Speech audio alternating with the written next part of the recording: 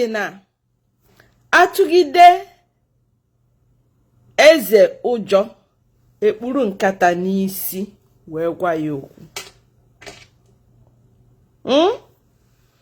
Ịma na be anyị a na-asụ anya maka ife anyị eme gị, maka ife anyị ekwu, maka na anyị nwee culture.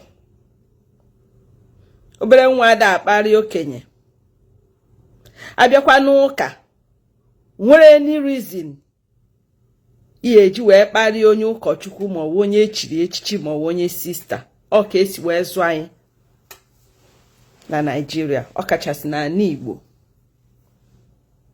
Mana obodo oyibo adịrọkwa otu ahụ. Anyị nwekwa respect ebe a, mana a na-azụ anyị such a way that no matter onye ọ bụ, ị ga-akwụ wee speak the truth, ị ekwu eziokwu n'obodo a. Maka na ọbara obodo a bagokwa m ahụ, onye nwa mere na mfu eziokwu ana m ekwu ya. Sikwa na otu nne m si wee mụmụ site n'afọ nne m na afọ nna m, amụrụ anyị such a way na ọ bụgodu we can stand alone and speak the truth. Asị na m ga-agwa unu today, adịka achọrọ m isi ya n'Igbo tata. Think I want to speak in Igbo. Maka ọ kazi ndị be anyị njọ n'isi. So, maka ndị ọcha enyi m ebidogo juba ma ọ gị na-eme. Nsị aka ụlọ da n'ọmụ na ụmụnne nna akparị. Asị na m ga-agwa unu ife kpatalụ nji wee tinye ọnụ n'okwu brother Ebuka Obi. Because a lot of people ebidogo na-agwa m okwu, ndị na-akpali m, ndị na-akpọ m na phone na-ajụ na mother dịka gị na Catholic Church,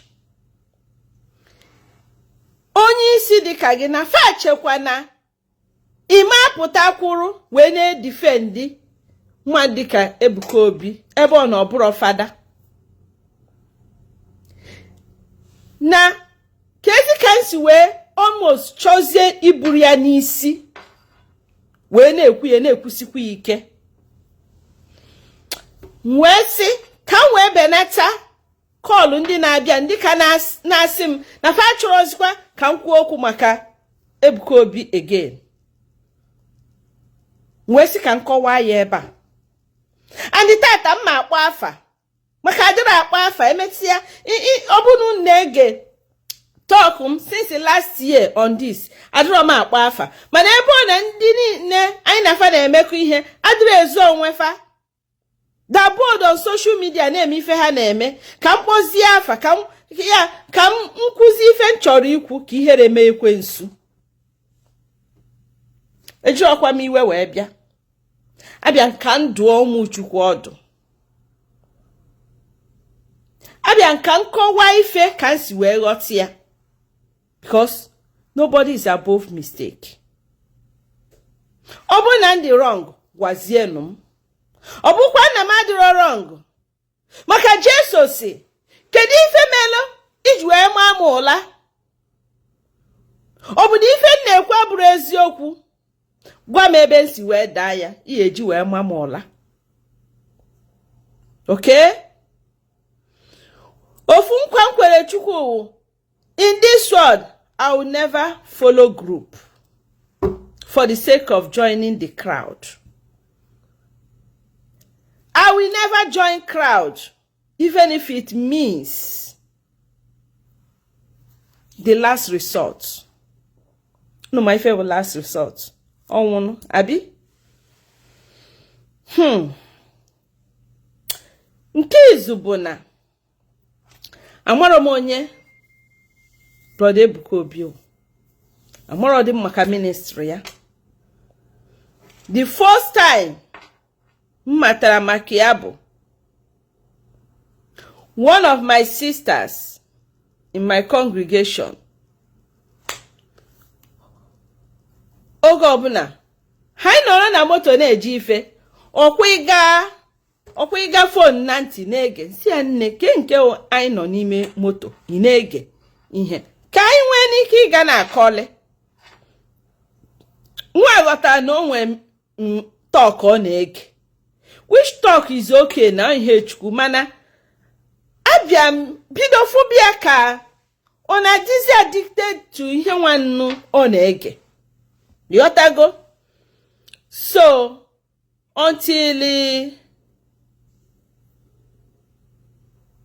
obidozi ịga na-ege na TV na YouTube wee na-enyokwa ife ọ na-eme ife anwa wee jụbazie ya ọ sị nọkwa ya gwago m maka ofu broda Ebuka Obi na ọ na-emekwa nke eme ka si okay. So otu nsi wee mara maka ya for the first time. So mana enwe m oyi nwanyị ịma na ọ dị ka ebe igolu moto until igo moto ifu na moto ahụ juru n'iro ịpụtazi ifu ya ihe a moto m yotago maybe I used to come across it na social media but anaghị m notice it because onwebeghị onye gwara m maka ya, you know. So and that's it. I don't have problem with it any sister again. My only thing is that, you know, do it at your own time. Let it not encroach community activities and stuff like that. So, ọ bụ na onye sister mu no oge talk brother Ebuka ya o wee bụrụ ezigbo mmadụ na-eme ife asị ya mee na-erube isi na-keep vows ya kezi ihe m na-achọ ke ihe na-achọzi what do I lose?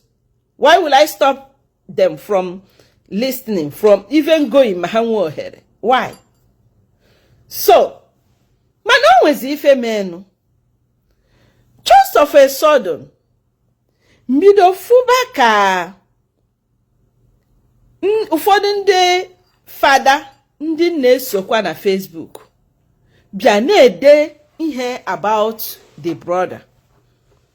So n'anya, because anyị na-esosi onwe anyị, you know, na Facebook, mbịa n'anya nsi onye na-ede ihe a, ọ bụrụ fada na-ede ihe a, kezi ihe brother mere. Wow, ka marakwa mo ife mmeso no wee tinye ọnụ. So along the line, ofu sister enyi m nwanyị is a reverend sister on America and ọ bụ a nurse. Sisters na nchokwo na ma kpọbata ya na live program mu nya ya ekwu okwu kọwalụ m. Since mụ na sister ji wee chiba since I nọ na Nigeria mgbe chi sister. You know, I rụkọrọ the same side. Sister Ima, ọ na-afụ masị onye, in fact, language ọ na-use ndị ya, ọ na-afụ masị likely prayer ministry. Because ọma, anyị na Christmas nna-asị ya na nna-eje na nke Fada Ebemonso ka m gaa mee all night m makwanụ, you know. So nchọ ha nsị ya ọ na-eje biko gawa na ya da eje. You know, ọ bụgo n'Enugu few times, you know, the occasions nga na nke Fada Mbaka kwa maka na-emere ihe ekpere wọsọ ihe ekpere gịndị ya, you know, I go and I encourage people ihe ọbụla ị ga na-eme to strengthen your faith. Anọ m na ya, I'll support. So mana oge ọbụla m kwutere okwu na nchọ ije na nke Fada Mbaka ma Fada Ebemonso ma even, you know, more my special director na run kwa ministry nkwuteghari osimbiko gaba the ministry, and I know na nwa nwekwara onye nke Chukwu nyelu m people na bịakwutekwa m mkpere fe ekpele yotago enwero ministry mana the little gift God gave me, I use it for his humanity. So ịnọrọ n'ife a na-eme ife ihe aghọta ya na onye na-anọrọ n'ife, and the gift dị n'iche chukwu amanye onye ọbụla gift niile. So yeru one day sister kpọọ m na phone maazị ya sị m he, because if ọ na-akpọ m wifi chukwu osimi Ifeanyi Chukwu because for profession Ifeanyi Chukwu Mario osimi Ifeanyi Chukwu na mbiakwa nero nsi ogini osimi no nwukwa ofu brother ya no na follow na social media na mbiakwa follow nsi ahia gi nwakwa na follow social media osim follow ministry osim no na mmanu problem ha nwe na be ha. So Nadania has been telling her about the ministry, you know, nya anemi ignore, no send the area link, yeah, say ha biakwando to Ifeanyi Chukwu. So on that fateful day, no when he preached, most exactly he na na bennia, makana mafa mpafa nwugo, ha wunoge, yotago. Even okay, mama ya nwuru nya buru m ụzọ bi America anom na Nigeria oga aga m the burial not anwo yotago. So if I name him na ba anyị nne na nna nwura ndị ọzọ adịkasị wete gbuo yotago. So ona agwa m the preaching nke a metụrụ ya n'obi na onye nke a na-agbanikwa nzia ka kwa story ngwani jisike. So meanwhile if I'm not working out true life story. So why where he na for na complain. Meanwhile, why we're nurse in America, big nurse. Now I was supervisor up till now. So same no when if na for na complain. You know, on their complain no on more than 2 years. And then go surgery. So, ya kosim, ni alotalo brother Ebuka Obi na nro. So, ya afia, no bia bikwasia aka na afa we ekpere sia you are healed in Jesus name. Hosim Ifeanyi Chukwu, imakwa na, ni ade enwezi pense ahụ, you know? Nsi anne biko koro ngaba, because sometimes she can be funny. So, why insisted for me. No, ya halago. No, nago. You know. Oh, as I'm talking to you, early last year, as I'm talking to you, Oda Nguzi surgery maze. She's a nurse in America. So the thing touched me. Yotago. So along the line, makana sometimes you went to her. Na social media, people who meet me, I pray for them. So some people na biakwana korum kahasi weje.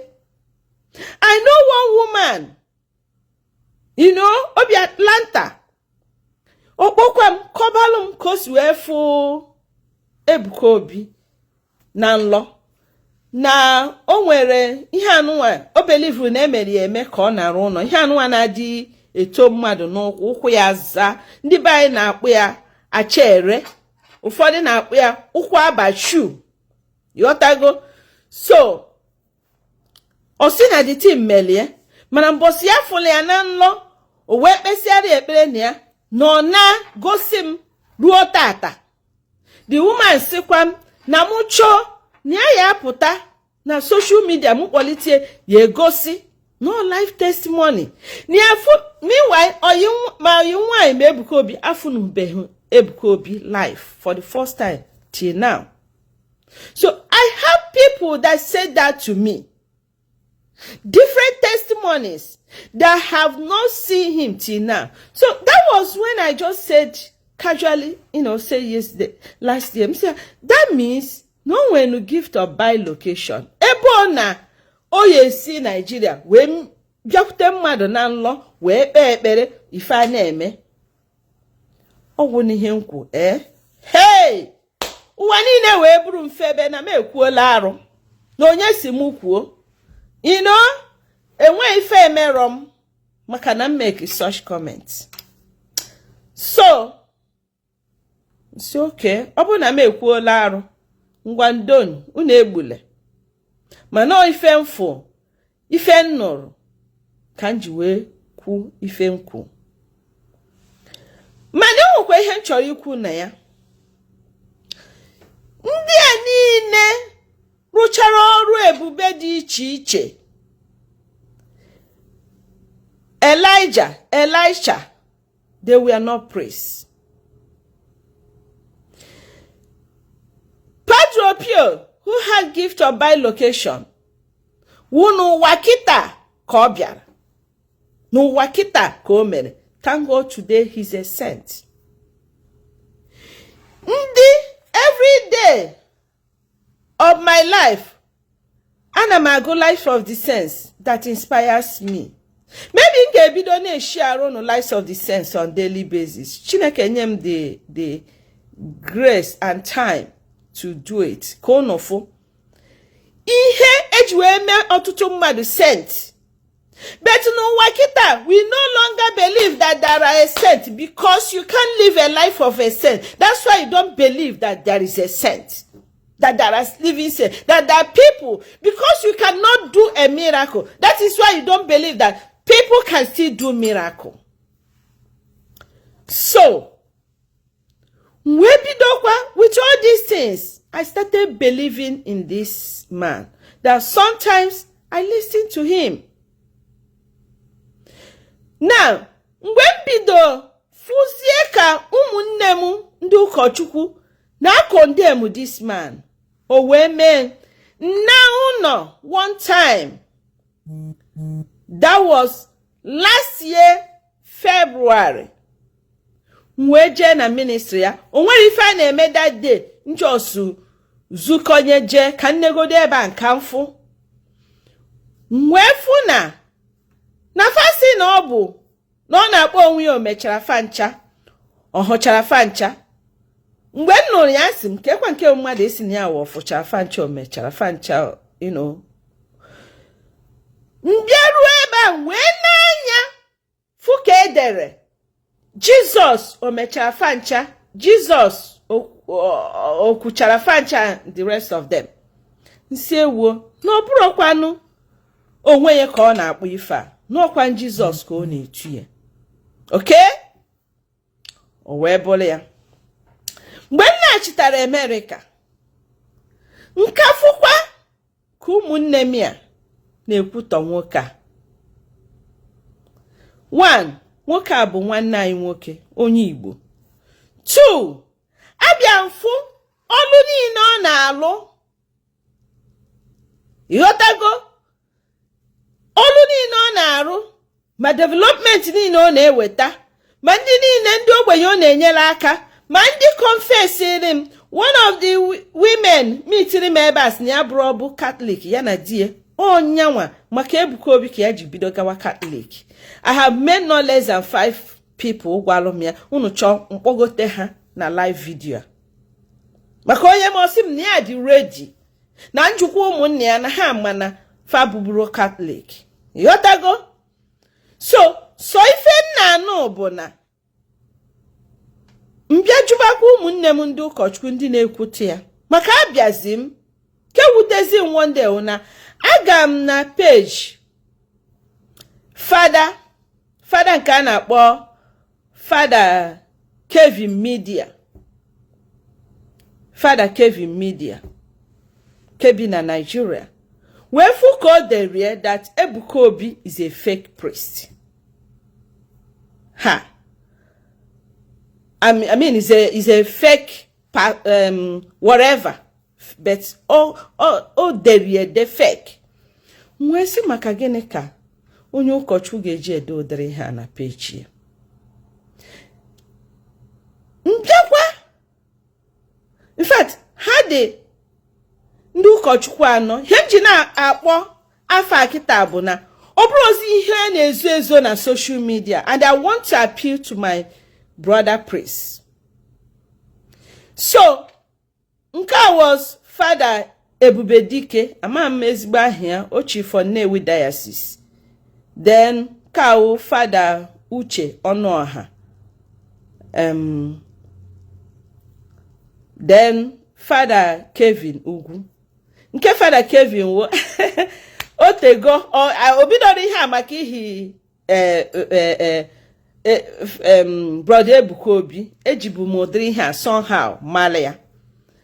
Mana problem nweziri ebe ha nọ bụ na ha ekwugo ihe ofu kwuo ya abụọ kwuo ya atọ ka na-ekwukwe ya as if na enwezi personal problem ha na this man ji adọ nwanne ha nwoke.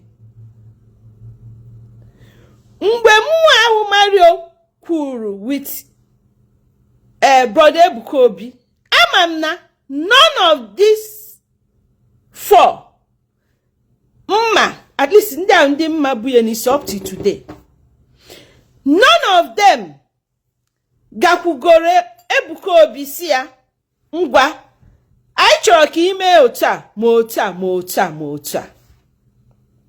Yes. So mgbe m hụrụ na ha chọrọ ịkwụsị, wee decide ya to speak. Nwa m na-aga ministry Ebuka agwa m ya sị ya irugodo ebe ahụ setara m foto ma enwere ndị fada ma ndị sista na-aga ya, achọrọ m ịfụ ka m gwa gị unu ife mme. Nwa m setalụ m foto.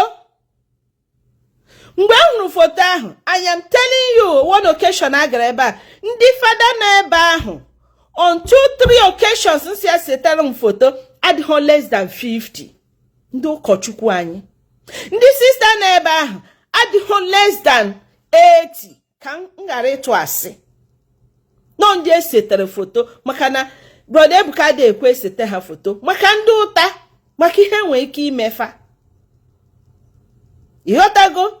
Wee na-asị ndị ụkọchukwu anyị ndị na-aga ebe ahụ ọ na onwere ka unu ga-esi wee dum wee solu m gwa ndị fada anyị a na ha emezini ihe a ha na-eme no ha na-scandalize the weak minds, the weak ones, their followers na-amachabeghị Chukwu ndị makwanụ Chukwu na for me is a scandal. For me, I'm like, Keduka, we are meant, yes, servants of God, equal, to teach people the right thing, the truth, right? That's our work. Onwe onye ifu na-eme ihe ọjọọ, anya correct ya. But now, I have problem with Ebuka mere program. Onye ụkọchukwu ewere oche. Bido n'isi wee nebe the program reluo na just for the purpose of ime analyze, writing, talking. I have problem with that. That's why I am different. And that is why I suffer sometimes when I say the truth. But enwe ihe m ji wee pụta ụwa. Onwe ihe m ji maka ya wee pụta ụwa. Even up to yesterday, mfuka father, onwe nke father Kevin ugwu dere, ifuka ọ na-eme analyze. Na ka nchuke n'ụnụ. Ifukwa ka father Ebedike na wo backup singer. Mwesi ka njụọ. Number 1. Afụ nke a na-asị na n'inye testimony na prayer ministry. I think of the Ebedike kwuru dere nke ebe ahụ. Na inye testimony in a prayer ministry a way to facilitate money inye ego ka na donate ego.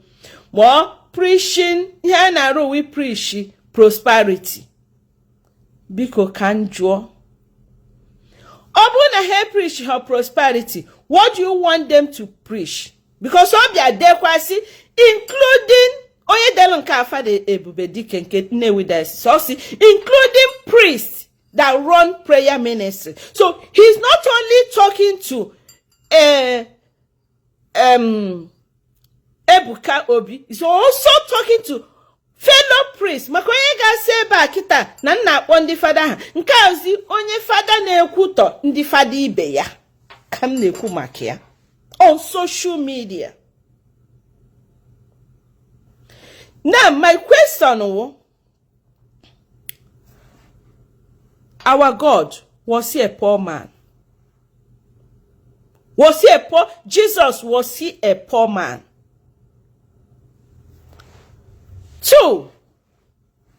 Even Job. Because another thing, Hannah do about testimony. In another day, I will explain to you that there is need and importance of testimony in the church. I will tell you occasions in the Bible where Jesus wants you to give testimony. Or see, korom banine. Or you say, go into the world and proclaim the good news. When you give testimony, it touches people to repent, to change for good. And you see some people trying to say they don't believe in miracle. If you don't believe in miracle will never come to you. You don't believe in miracle, and yet you sleep. You wake up in the morning alive. And sometimes people say, no in Africa kana kuka makanihe ne siri hike. Onye kwuru, ebim na number 1 country in the whole world, America. Come and see. Come to morning mass and see.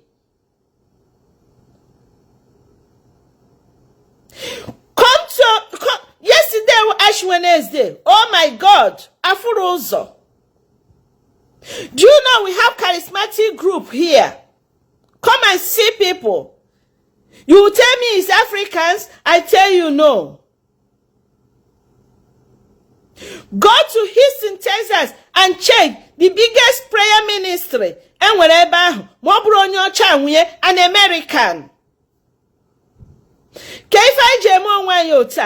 You feel that people are going to church because they need something. No.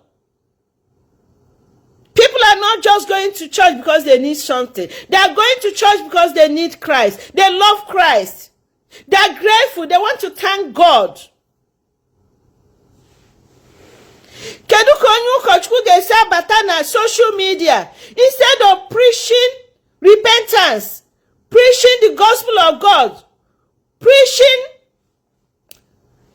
touching souls, helping people, doing charity, healing the sick.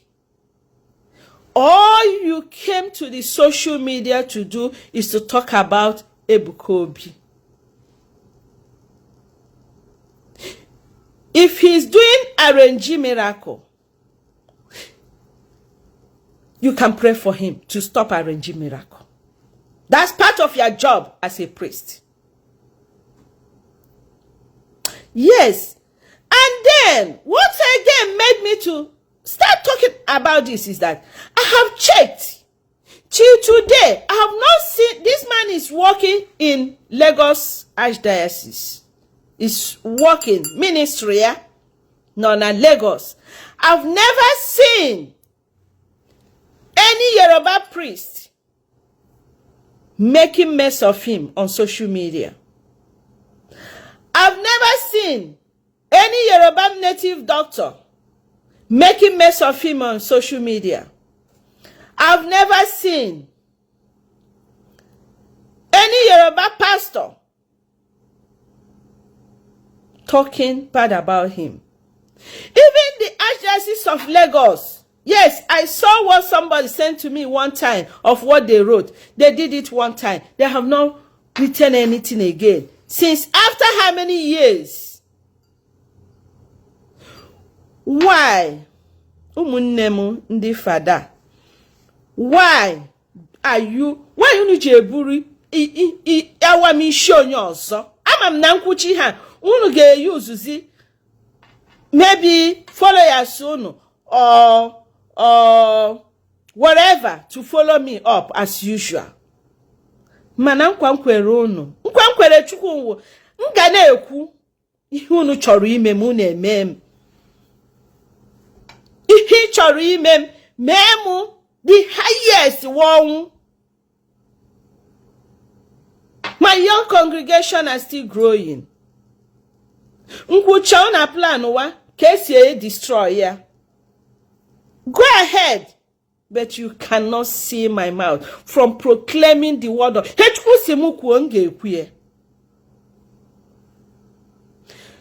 the energy unu ji na-achụgharị Ebuka Obi. This energy iji every day. That means there's personal problem between you and him. Go and solve it and leave us alone.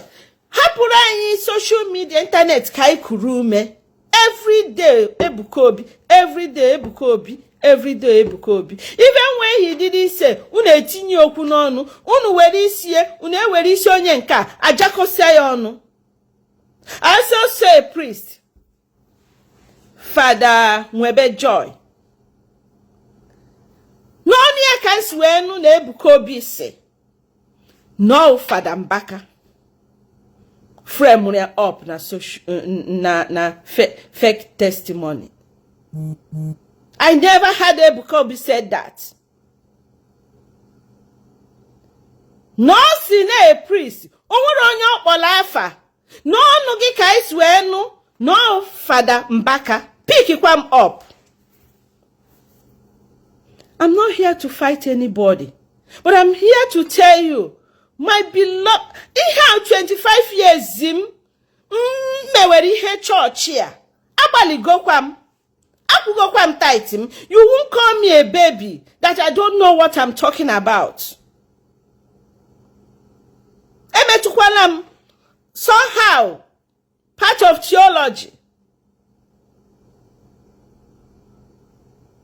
How can you come to the, Father Nwebe Joy, or kai kubekwanu, or kai kobakwanu, kwaye no nwegu ugunu.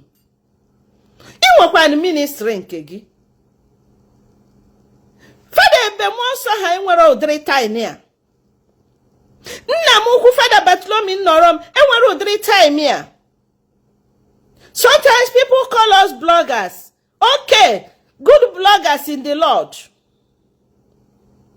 We are scandalizing the church. We are scandalizing innocent souls. You can't come to the social media and start fighting a man of God. It's unacceptable. Last year we kwa nke menu fada uche ono haji kwaba mo onu na page ye obu gini that a sister pụtalụ kwutobakwa ndị sister ibe ya maka Ebuka Obi. Msi rapu ha aka o maka ni nwebehu problem because some of you are from families na my health problem. I am once from a family now when my uncle Bushishiri many people in my family before before he. It was terrible. Oye weliti isi ogboe. O makana some of you in a family na nwere nsogbu. Imani he people na agabiga. O makana iji ahụ gị this some imani he cancer, imani he kidney problem. O nwere ife ima. That's why you think you can come out and start talking anyhow. Maybe I allow Kama to do his work. Obu no saga. People might hear. Let me when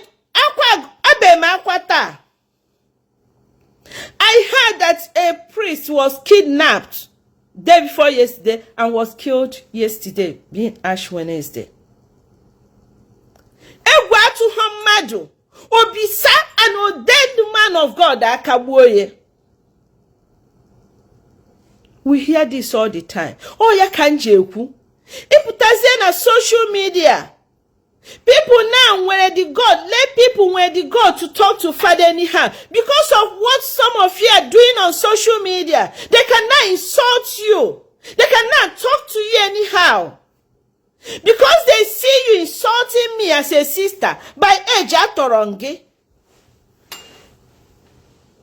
By age atongi. How many years kai imebegoro ifanua? So they see you. And therefore, they will have the God to come to my comment to insult me. Iputa isina hana threat anogi.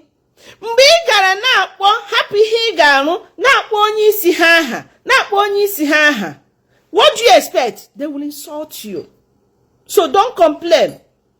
Father Nwobejoy was calling on all priests today on social media to join hands to fight. Fight what, Father? They should join you to fight what? Because those who believe in Ebuka Obi are not coming out to fight.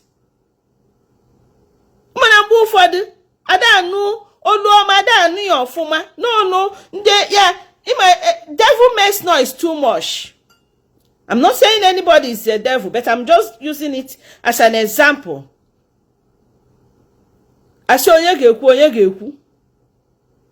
Unu naba nu Jesu ike. We have a lot of work to do for God. Come, let's preach repentance. Let's preach injustice.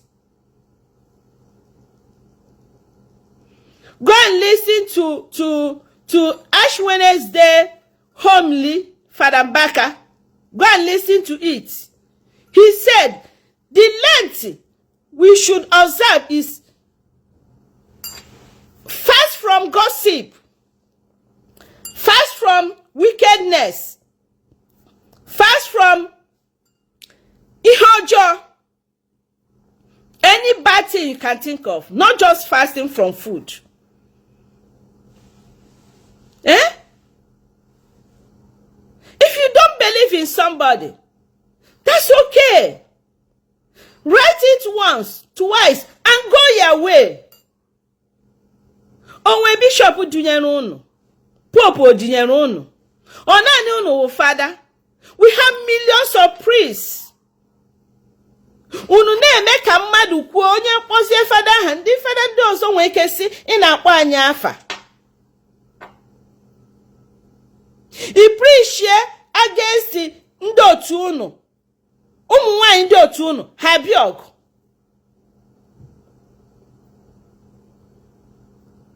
I am still loyal to the great Holy Roman Catholic Church. I'm still loyal to many thousands of our priests out there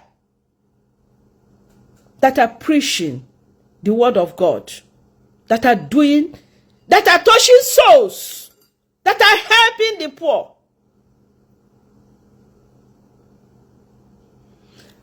I, Mother Mario, am known for defending the innocent. I am the voice of the voiceless.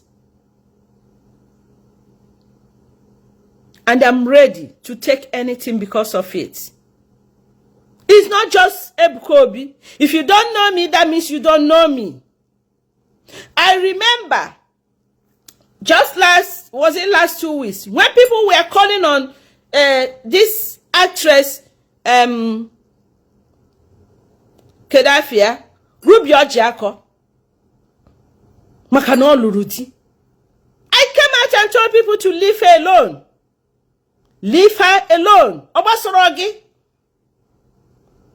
I remember when Davido Hasoji nwe agworogu.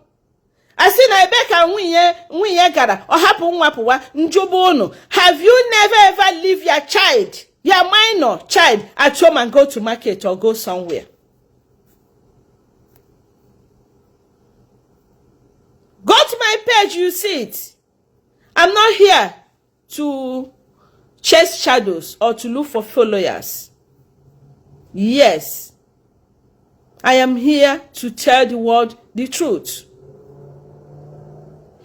Obru Ibu Enyi, or a good follower of Father Kevin Ugu, Father Kevin Media. Ma'am, I don't know his last name because he answers K. Father K, yes. Or any Father Bubedike, or Father Uche Onoha, or Father Webe Joy. It just these 5. And I think Father Francis Eze Capuchin, these 6. I'm na haye sibelum kita. But God day. Tell them to please stop. Nihere na emezi mu. ihe ha na-eme na social media. Amanna ihe ọbụla i mere people ga-ekwu. Sometimes na-enwere onwe m aṅụrị mpụta mgbale socialize with people and I'm happy. Touch souls. I'm still more among the lay people than even in the chichibem because I came like my master Jesus for the sinners, not for the righteous. And I'm not saying that the lay people are the sinners, but how I come here to touch them, their life in a special way. So, my point is, stop. For lay people, bloggers who are carrying him up and down, I don't really have problem with them. Maybe natural followers. Mana, when the hammer hammers, let nobody cry. You mean we don't know that people can frame somebody up? You don't know? You have never been falsely accused? You don't know? He's fake. That's all they winning. But the good things he's doing, you're not seeing it. You're not seeing that Opala is not a township. You're not seeing that there are people who has been healed through him. You have not seen that there are people who bidoro business. I saw a woman on social media today saying that children can no longer watch his Ebuka's program. That he's always talking about woke wine. Yes, but that's what is happening in our world of today. The world of today is filled up with all kind of things. Where our young girls are no longer proud of their virginities. Our young boys are no longer proud of their virginities. It's all about immoral acts. Look at all over the social media. At age 15, what a kira chogi wego. Ne manage sana nukita die buole winye buone die. Okuo yasi okuwa alone. Because you are involved, you are mad. Onye amuma kuwoku, onye ukochku preach we. What's all we hineme? You are mad.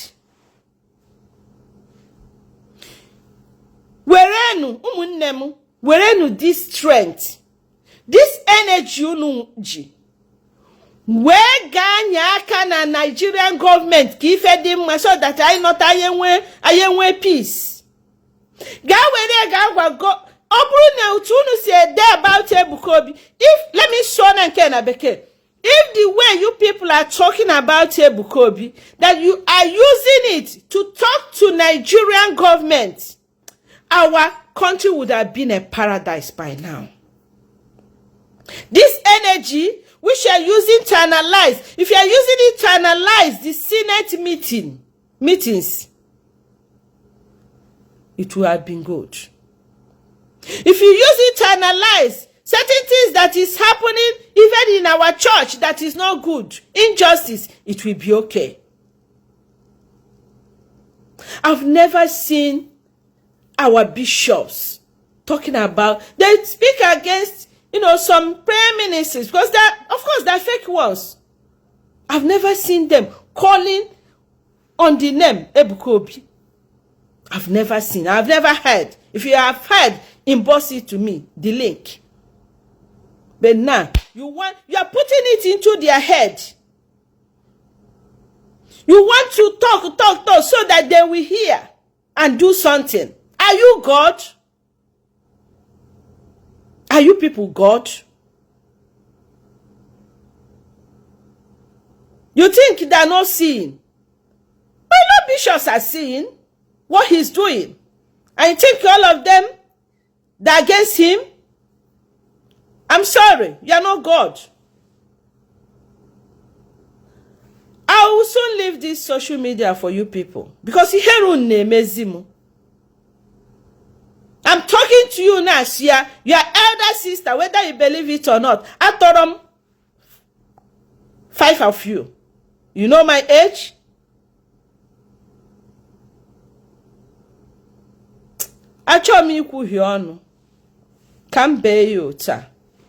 Please, I want to apologize.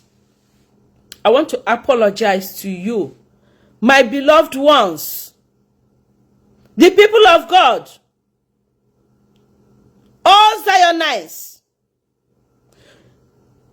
Evangelist Ebuka Obi, all people concerned. I want to apologize on behalf of my brothers. I called their names today because they are still writing on their pages. So it's no longer a secret. So I want to apologize on their behalf. Unubara. Don't insult them. Pray for them.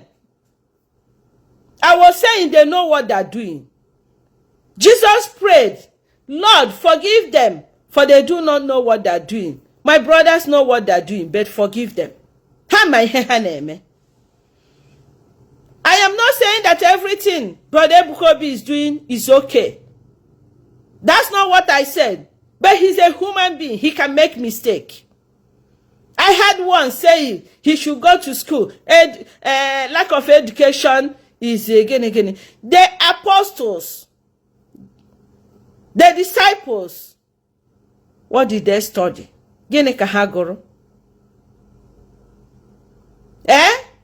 Is it all about education? It's not about education. Ebunu guri ihe niile yet una put na social media na me phone name. Ufode ejile Ebuka Obi grow their page. Because once you call the name Ebuka Obi, people will come. Go and check. You see, I block people every day. That's why I'm still at 86,000 followers. You don't come to my page my page is a place you come and be happy. If you carry your negativity to my page, I block you. So share this message. I ask the good Lord to protect you, all of you, from haters, from enemies of progress, from those the devil may be using in any way to destroy any man of God, any child of God, in the mighty name of Jesus. Father, Lord, bless our children, bless our family, bring peace in our life. Give us the necessary graces we need to withstand the devil and his agent at any time. Father, sanitize our church in the mighty name of Jesus. Amen. Lastly, I want to say this.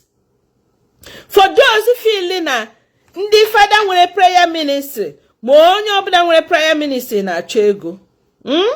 Come jogi. Is there any church you know in the world of today, both Pentecostal and Catholic, and then when second collection after mass? Every day, before it used to be once a month, but now every day. Man America, man I Rome last month. Man America, man Rome, man Nigeria. Is there any church and second collection every day? Father Kevin, the two Kevin, na church garden when second collection. Father Bedike, oya zamu. Let me tell you, the church cannot do without money. You cannot run the church. We need money to run the church. That's why we even collect bugakwani simini na Rome. So we can't do. Hana obuna ha nke buka na hodi ho jego eme. Ega ha na enye okwifuru on psychiatric hospital na Anambra. Biale hospital on na Lagos. If you only believe in miracle, he will not build that hospital he built in Lagos.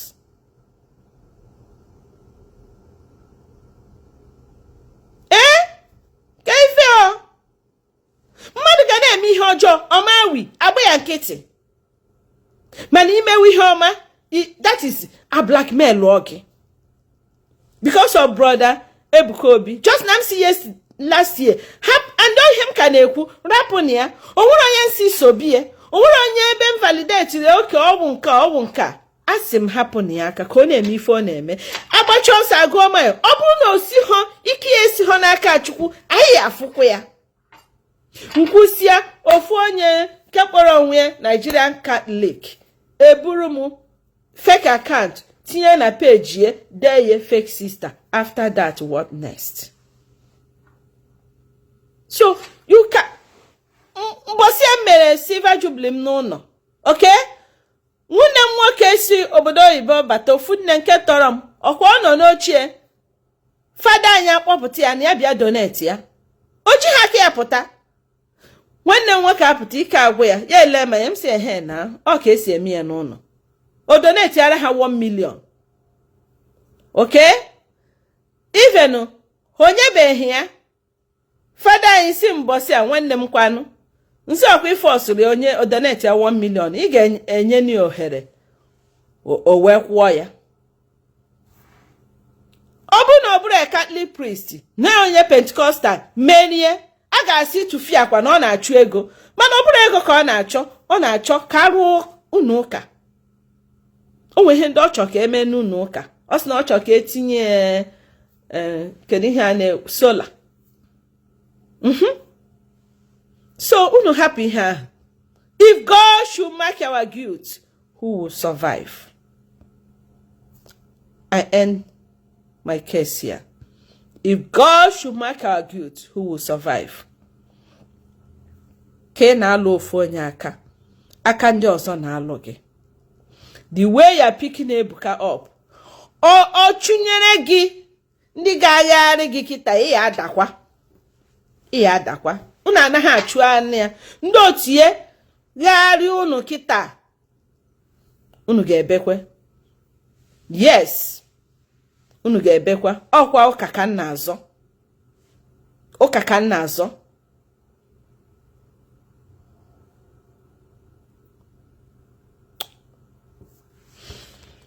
Let me tell you, some of these bloggers on social media, whenever you are doing anything, remember your mother. Remember your biological mother, that if your mother see you insulting a man of God, that she will not be happy. Yes. If your mother see you doing what you are doing on social media in the name of money, he will not be happy. Onwere onye nne chọrọ ka nwa ya bụrụ onye ori. Onwere onye chọrọ ka nwa ya bụrụ onye wayo. Onwere onye ka nwa ya bụrụ onye 419. Onwere nne chọrọ ka nwa ya bụrụ onye ọjọọ, onye kama na nemesis ga-eso. Ekwukwa n'ife ịmarọ. Ekwukwa n'ife na-afụrọ. Rapụkwara Chukwu nke ahụ. Chetakwa ihe akwụkwọ nsọ kwuru. Chetakwa. Unu nidikwara ị ga na-agụ akwụkwọ nsọ. That's why Catholic Church ji nwee different pious societies. You go and listen and read. Ọ bụrụ na ife anụ wee si ho n'aka Chukwu n'oge emebi, ọ ga-abịa n'isi njedebe. Mana ọ bụrụ na o si n'aka Chukwu, ịma akwụsị nwunye. Rapụ nnu na Chukwu na-enyekwanụ. Chukwu na-enye. Ada amakwa n'aka n'ihe Chukwu. God's choice is incontestable. Onwekwana onye ọ dịrị izi. Ọ dịọkwara m izi. We smile and use smiles to cover the pains at the back. The stab at the back. There are a lot of stabs in the church, in our families. We try to live with it. Stop transferring your pains to another person. Stop trying to transfer your agony to another person. Stop trying to transfer your wickedness, your envy, your jealousy to another person. Only if onye mere gị. Ọ gafee gị n'ụzọ ma onye ibu. The way iji pick a mad up, a pick a gear up, you may not survive it. It might like you. Obundi na edunya ka frame one mad up. Idika hanky, efegi, ifepo. When the map adume. I repeat, Ebuka Obi is not God. He must not see everything. Nkechukwu chọrọ ka ọfụ ka ọ ga-afụ. Nke ọ na-achọ ka ọfụ. If he's not in the state, ọmafụ. So, unu na-akọ ihe unu na-akọ unu ewere nwayọ. N'ụlọ ikwu okwu polisi asị maka gịnị hapụrụ Chukwu. Ọ bụrụ ka ha na-aka n'ụlọ ka na-aka na America ebe a na-aka na Italy, na-aka na UK. Unu chọọ ka m kwuo. Ka ngwa unu biko ngwa Chineke gọziere m unu mana iwe adị m mma na n'ihu. Ọ dị m mma cha na-ekwezina ka na-ewe iwe biko. Na-ekwezina ka na-ewe iwe biko. Onye ma Fada Joy nwebe Joy ya gwa ya na nsi ya nwebe Joy ya na-akpuo na kwa ọ chọọ ịga na-enwe Joy ya nwebe Joy maka afụgo m blọga tata tinyere ya ọnụ and o wutere m. O nwere ife onye ahụ gwara ya the thing wutelu m dịka onye ụkọchukwu na-ekwesịrị igwu ya okwu otu ahụ mana ka anyị hapụ ịga na create opportunity for that maka na ndị mmadụ ma anyị.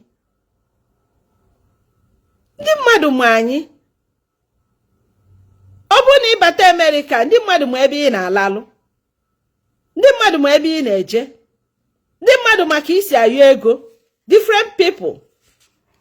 Ihe ọ bụla iwu, ihe ọ bụla ị na-eme n'ụwa ndị mmadụ na-afụ gị. Stop judging people. Ebe anụ ike gwugo onwe ka ọ ya dị chofu hotel jelala ụla zuoro onwe gị ike. Onye fuga ọma chele ajọ echiche n'ụlọ ịbanye ofu hotel ajụba gị sista nke a na-aba na hotel o wee nwere convenience.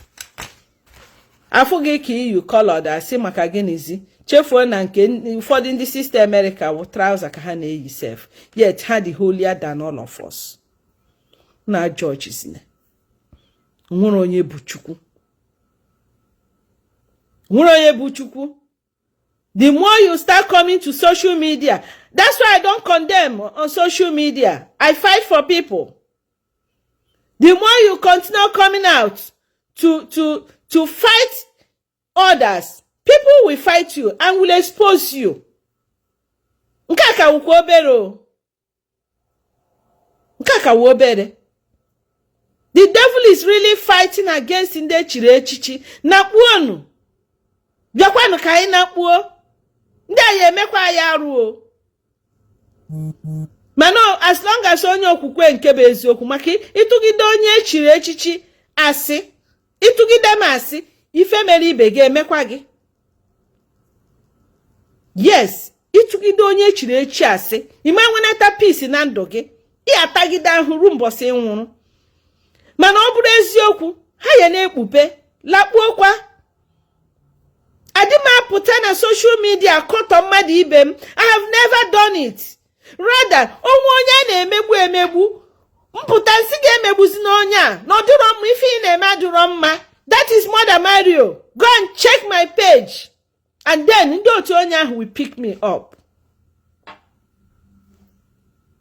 O nwere ife ya emechata maka na eziokwu ka m bịa kwuo.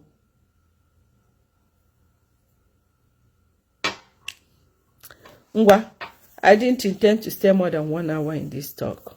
Gbasa n'ozi ka Chineke gọzie unu niile n'aha Jizọs. Amen.